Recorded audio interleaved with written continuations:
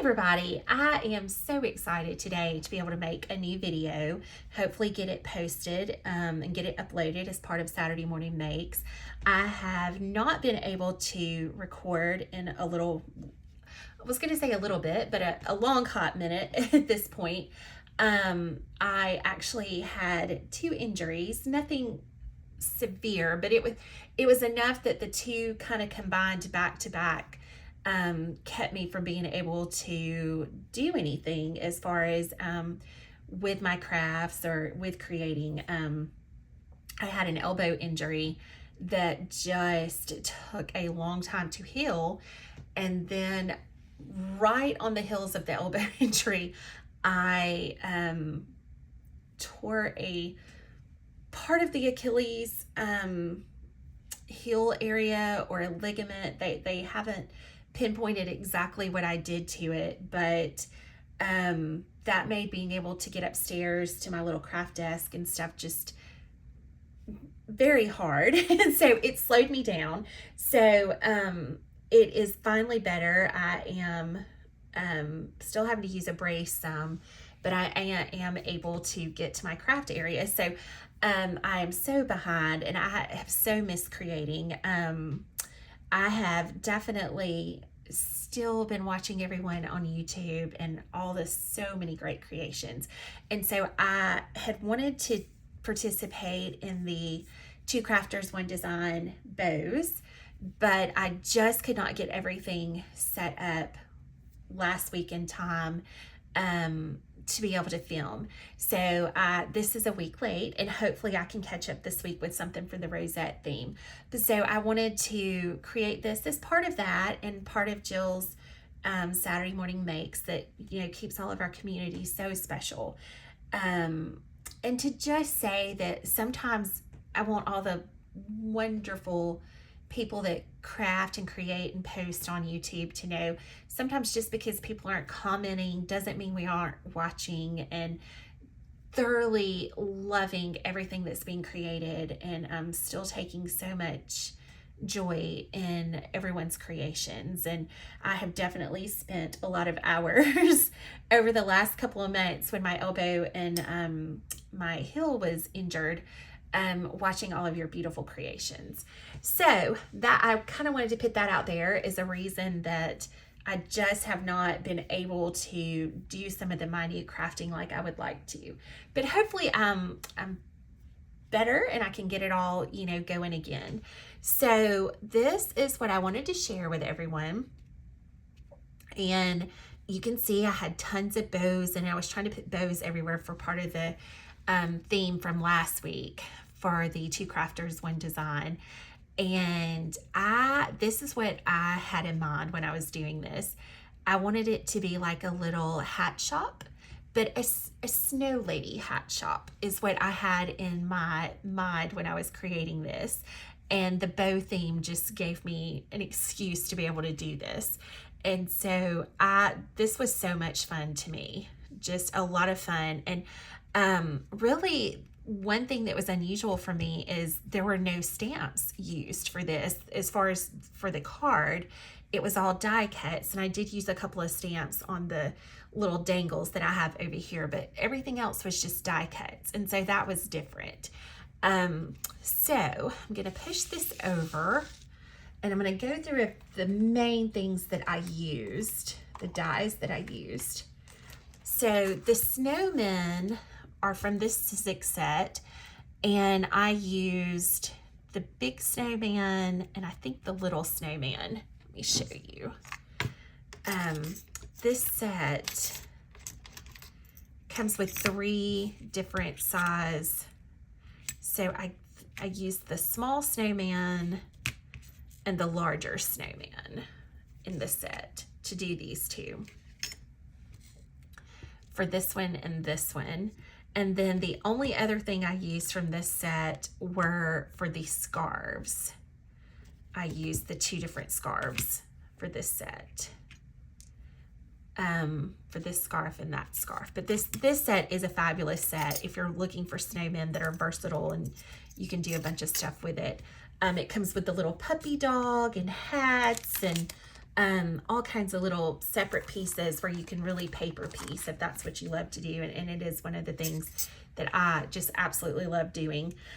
So those are the snowmen that I used. This one I have used before. It is a Impression Obsession, and it is the dress form, and it is this. And I used that for the two snowmen, or snow lady dress forms. And so when you cut it, this is what you die cut out. And y'all, all I did was I cut this part away. So I just had the stand because I wanted to use the dress form as a snow person form instead. So that's how I got the little snow girl forms for a snow lady hat shop. So I wanted to show y'all that. And then I used this set by Spellbinders. It is the Make It Merry Sentiments, and this is Make It Merry. And I thought that was just a cute little play on words for a snow sewing shop. And what I like about this is it has the separate banner with the inlays you can do, so it gives you the two-tone. So I used that. I used this set by Sizzix. It is 664206.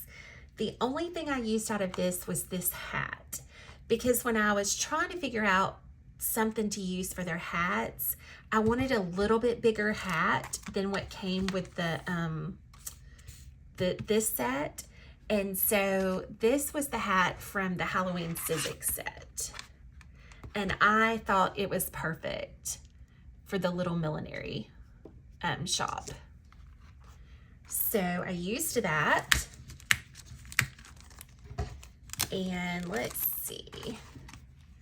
I also used this little table from Cottage Cutz, and it is this right here. I think it is so sweet. It's so versatile. I've used it so many times. So I used that. And I also used from Art Impressions the little So Many Dies. It comes with buttons, scissors, a spool thread, and the sewing machine. And I used that for the sewing machine. And y'all, at first I was going to do a black sewing machine, because I think a lot of times I always think of antique sewing machines as being black. So I cut some black ones out.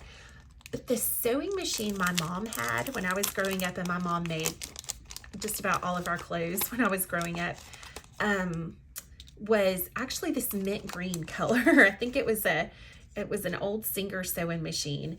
And so even though I think of antique sewing machines as being black, I couldn't help but use the mint green color because that's what I remember my mom having.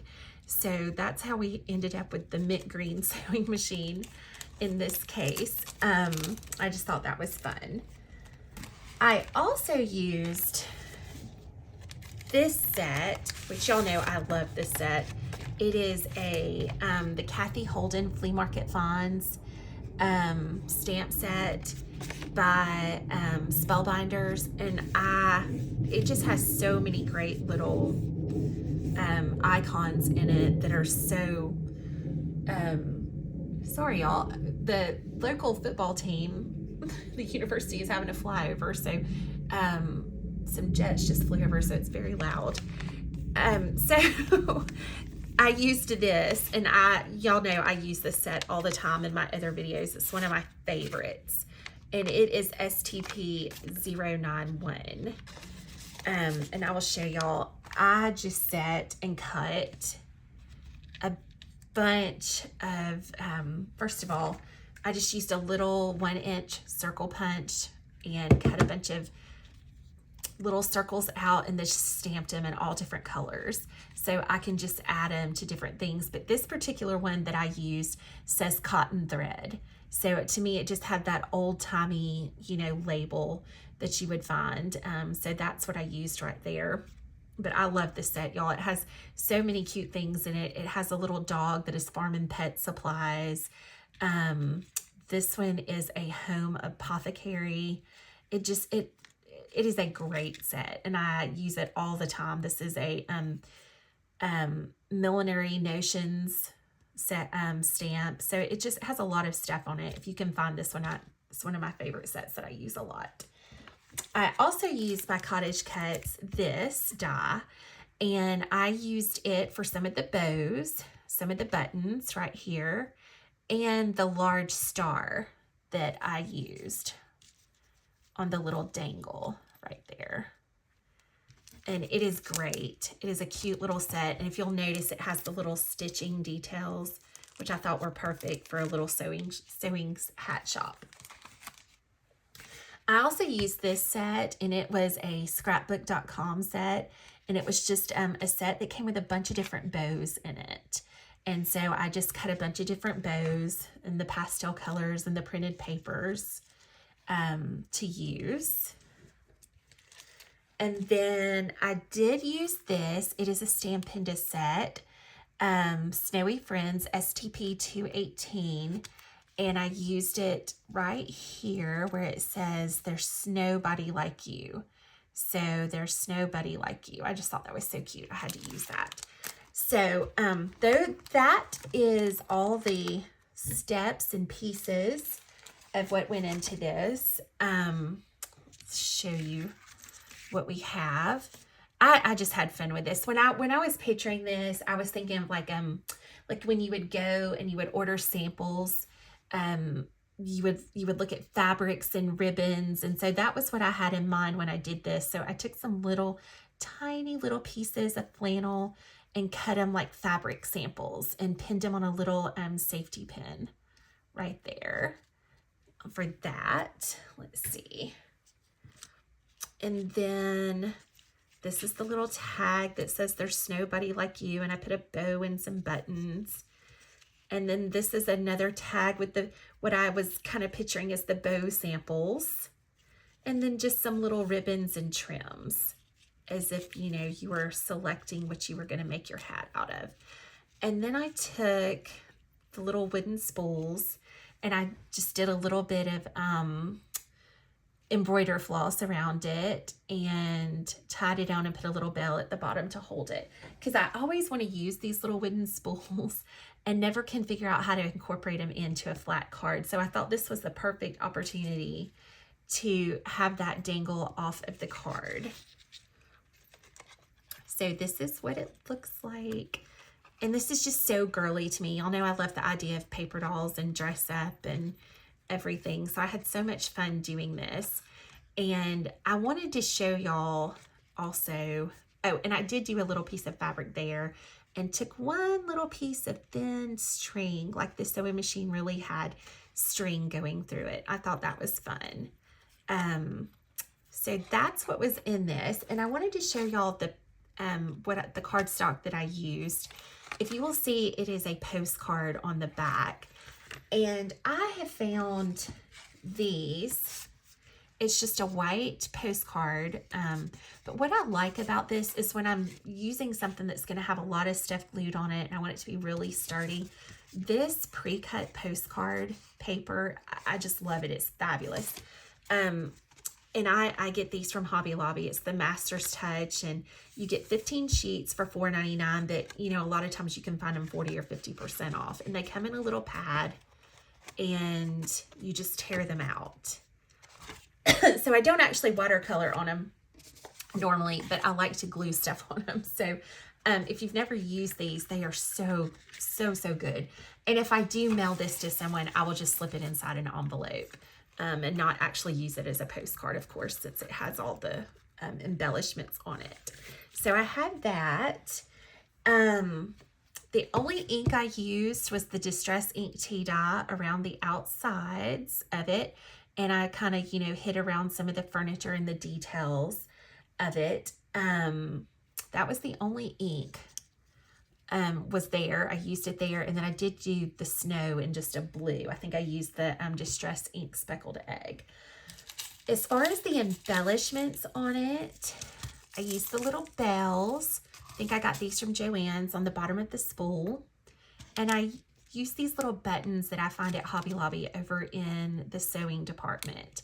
and you can get a whole little pack for, I don't know, like $1.49. I just think they're so fun. And so I glued those on the scarves for a little bit of extra dimension. But that is everything that went into this. And y'all, I think it takes me back to my childhood of just wanting to play with paper and paper dolls, and always pretending that I'm dressing stuff. But I did want to mention this too. I do like to use the little, let's see, let me show y'all the little blenders. A lot of times when I'm doing the soft edges, I'll use one of these with the ink. But sometimes if I'm wanting like a very small area done and detailed, I buy just these little, they're sold as little eye makeup brushes, or, you know, foam things. And these are what I love to use for little detailed small areas to ink. So if you've never used that, get some of these. I think I got this glass jar with all of these in it, like a TJ Maxx or Home Goods, something like that, for about $5. And what I like about this, I usually take a little Sharpie and I write the ink that I use this one on it, and then you have it. So you can, you know, put it in a little plastic container or something and just pull it out when you get ready to use it. But if you've never used the little eye makeup sponges, I highly recommend it. I love those for small detail work. Let's see. I also wanted to show y'all, and I know we all have so many paper pads and probably more paper than any of us will ever use, but I did run across this paper pad from Park Lane. Joanne sells it. We do not have a Joanne store where I live, but I ordered this, which I sometimes hate to do that when I can't actually see something in person. But the colors on this, I love mint greens, and so I think I waited for it to be 40 or 50% off at Joann's, and so I got this whole paper pack, I think for $7 or $8. But I wanted to show y'all, and it is a newer paper pad, so you should be able to get it online or in your store if y'all don't have this one. What I like about this one is a lot of the edges are already old and distressed looking, a very vintage feel to it. And the prints are smaller scale. So I feel like you can use this with some of the smaller dies and stuff to get like some dress look, or, you know, just to get things to scale. Because sometimes in the larger paper pads, all the patterns are so large. But this one had a lot of small patterns in it that you could use. So all the paper that I used that was patterned came from this pad. And I just love the soft colors in this. I just thought it was so pretty. Y'all know I love mint greens and pinks, and this has some soft pale lavenders, and you can see how they already have it distressed around the edges. So if you have not seen this pad, this is such a well done paper pad. And there's some with words on it, and kind of a dusky rose colored pattern. So I wanted to mention that because this is one of the most favorite pads I've bought recently. So there was that. And I don't know, it's called Everyday Essentials is the name of this pad if you try to find it online at Joann's. But that is the only stuff that I used, and